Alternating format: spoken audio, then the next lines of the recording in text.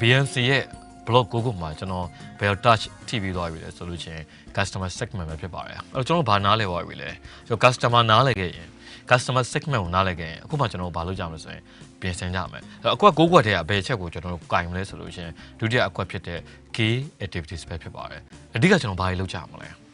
Okay ကျွန်တော်လုပ်ငန်းကိုပြန်လည်သုံးသပ်ဖို့လိုအပ်ပါလိမ့်မယ် Okay ဟုတ်ပြီအဲ့တော့ကျွန်တော်ဒီတစ်ခါဘာနဲ့စဉ်းစားရင်ကောင်းမလဲဆိုရင်ကျောင်းတယ်လေးရတာဘာလဲဆိုရင် digital tour guide ပဲဖြစ်ပါတယ်သူတို့ Vietnam မှာပြန်တဲ့အခါမှာစုရတဲ့အတွက် Silicon Valley ထိသူတို့သွားပြီးတော့ဆက်လက်ပြန်ခဲ့ပါသေးတယ် Okay ဟုတ်ပြီအဲ့ဒီခေါင်းစဉ်လေးရဘာလဲဆိုရင်ခုနပြောခဲ့တဲ့ digital tour guide ပဲဖြစ်ပါတယ်အဲ့တော့သူတို့ရဲ့ customer segment ကဘယ်လိုလဲဆိုရင်ရွှေတကုံကိုလာပြီးတော့ဖျားဖူးတဲ့နိုင်ငံသားတွေပဲဖြစ်ပါတယ်အဲ့ဒါသူတို့ရဲ့ customer segment ပဲဖြစ်ပါတယ်ဟုတ်ပြီဒါဆိုသူတို့ရဲ့ key activities ကဘာလဲဆိုရင်သူတို့ကဒီလာတဲ့နိုင်ငံသားတွေကို tablet လေးတွေကျွန်တော်တို့ငှားဖို့ကျွန်တော်တို့စီစဉ်ပါတယ်အဲ့တော့ဖြစ်နိုင်မယ်ဆိုလို့ရှိရင်ဒီရွှေကုံဖျားရဲ့မုတ်တိုင်းမှာနောက်ပြီးလို့ရှိရင်ဖျားရဲ့ဓာတ်လေကရှိတဲ့နေရာတွေတိုင်းမှာဘာတွေထားမလဲဆိုရင် access point လေးတွေကျွန်တော်တို့ထားဖို့စဉ်းစားထားပါတယ်ပြီးလို့ရှိရင်လာတဲ့စိတ်ဝင်စားတဲ့သူတွေကိုကျွန်တော်ဘာတွေငှားမလဲဆိုရင် tablet လေးတွေငှားမှာပဲဖြစ်ပါတယ်ဒါဆိုရင်သူ့ရဲ့ key activities ကဘာလဲလို့ကျွန်တော်စဉ်းစားရအောင်ဒါသူ့ရဲ့ key activities က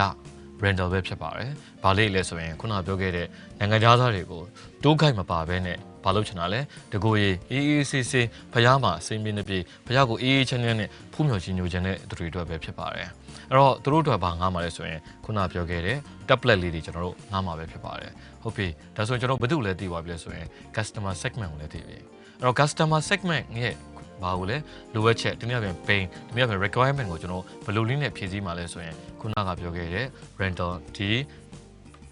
tablet လေးတွေငှားမှာပဲဖြစ်ပါတယ်အဲ့တော့နိုင်ငံသားကဒါမှမဟုတ်လဲစိတ်ဝင်စားတဲ့သူငှားတဲ့အခါမှာဒီ tablet လေးကိုကျွန်တော်နှိပ်ချင်းအဖြစ် route တွေလမ်းကြောင်းလေးတွေကျွန်တော်တို့ရှာနိုင်ပါလိမ့်မယ် Okay ဟုတ်ပြီဒါဆိုသူဒီလူသွားများတဲ့ခုနအတိုင်းပဲ recommended လုပ်ချင်တဲ့လမ်းကြောင်းလေးတွေနဲ့စဉ်းစားမလားဒါမှမဟုတ်ရကိုရတော့အချိန်လေးနဲ့ပဲကျွန်တော်တို့ဒီထဲကိုရိုက်ထည့်ရင်ကောင်းမလားဒါမှမဟုတ်လို့ရှိရင်လည်းကျွန်တော်ဖြစ်နိုင်မယ်ဆိုရင်အဓိကအကြောင်းဆုံးသွားချင်တဲ့နေရာတွေကိုပဲလားဒီဟာလေးတွေကျွန်တော်ဘာလုပ်လိုက်ရုံပဲလဲဆိုလို့ရှိရင် tablet ထဲမှာရိုက်လိုက်ရုံနဲ့သူကနေပဲ recommend ပေးပါလိမ့်မယ်ဒါဆိုလို့ရှိရင်ကျွန်တော်တို့ခုနကပြောခဲ့တဲ့နိုင်ငံသားဖျားဘူးဧည့်သည်အနေနဲ့သူ့အတွက်လွယ်လင့်တကူဖျားမှာခုနတိုင်းပဲစိတ်မနှပြေအေးအေးဆေးဆေးဖူးမြော်ကြည်ညိုနိုင်မှာပဲဖြစ်ပါတယ်ဒါဆိုရင်ကျွန်တော်စဉ်းစားကြရရှိတာကကျွန်တော်ခုနက customer ရဲ့ပြဿနာကိုနီးမျိုးစုံနဲ့ဖြေရှင်းလို့ရတယ်အဲ့ထက်ကဘယ်လိုနီးနဲ့ဖြေရှင်းမလဲဆိုတဲ့ဟာတွေကျွန်တော်စဉ်းစားနေတဲ့ key activities ပဲဖြစ်ပါတယ်အဲ့တော့သူတို့ဘာလုပ်မှာလဲသူတို့ခုနပြောခဲ့တဲ့ tablet လေးတွေငှားမှာပါအဲ့တော့ tablet လေးတွေမှာဘာတွေပါမလဲနံပါတ်1ဘာသာစကားပါဖို့လိုအပ်ပါတယ်ဒါဆိုရင်နိုင်ငံသားတွေဘယ်လိုလူတွေကျွန်တော်တို့ဖះကိုအဖိုးများလဲ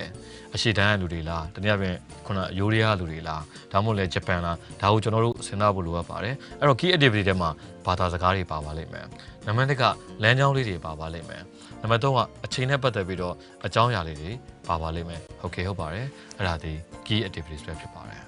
ဟုတ်ကဲ့အားလုံးကျေးဇူးတင်ပါတယ်